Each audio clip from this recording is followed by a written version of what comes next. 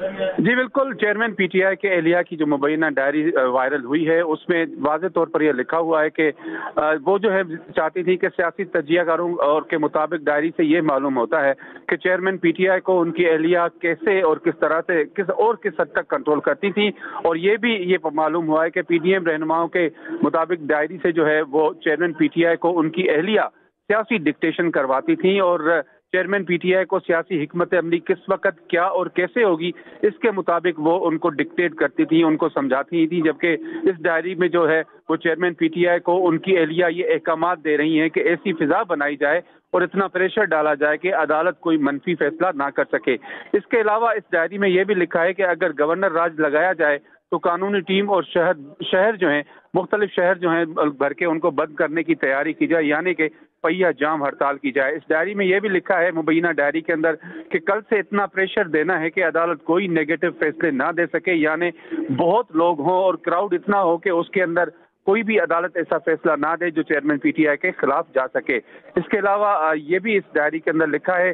कि जो सुबह से ऐसी अवामी फिजा बना देनी चाहिए जिससे अदालत के ऊपर एक प्रेशर बिल्ड हो सके कि अदालत जो है वो चेयरमैन पीटीआई के खिलाफ कोई भी ऐसा फैसला ना करे। और इससे होगा कि बेहतर होगा कि बड़े बड़े वकीलों से और जो बड़ी बड़ी शख्सियतें हैं पाकिस्तान तहरीक इंसाफ की, उनसे भी बयानात दिलवाकर जो है वो मुकम्मल तौर पर अदालतों के ऊपर जो है वो प्रेशर डलवाया जाए। अच्छा जावेद, पीडीएम रहनुमा अब ये रद्दअमल दे रहे हैं कि इस डायरी से ये साबित होता है कि चेयरमैन पीटीआई किस तरह से अपनी अहलिया से सियासी डिक्टेशन लेते थे। ये बताइएगा कि जो मतन आपने बताया है ये ज़्यादातर अदलिया अदालती फैसलों पर सरअंदाज होने के हवाले से डील करता है, दीगर कौन से ऐसे उमूर हैं जिनके हवाले से इस डायरी के मतन में चीज़ें दर्ज हैं?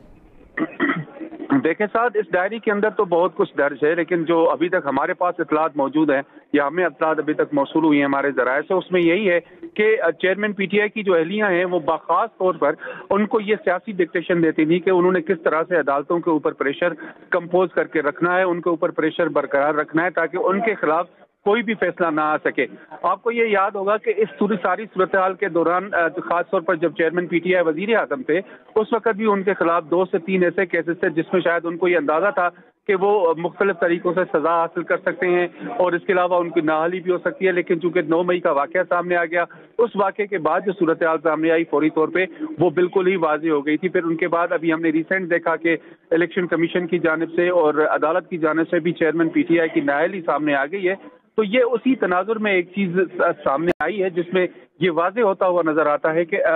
चेयरमैन पीटीआई के ऊपर उनकी एहलिया का कितना प्रेशर था, उनको वो किस तरह से डिक्टेट करती थी।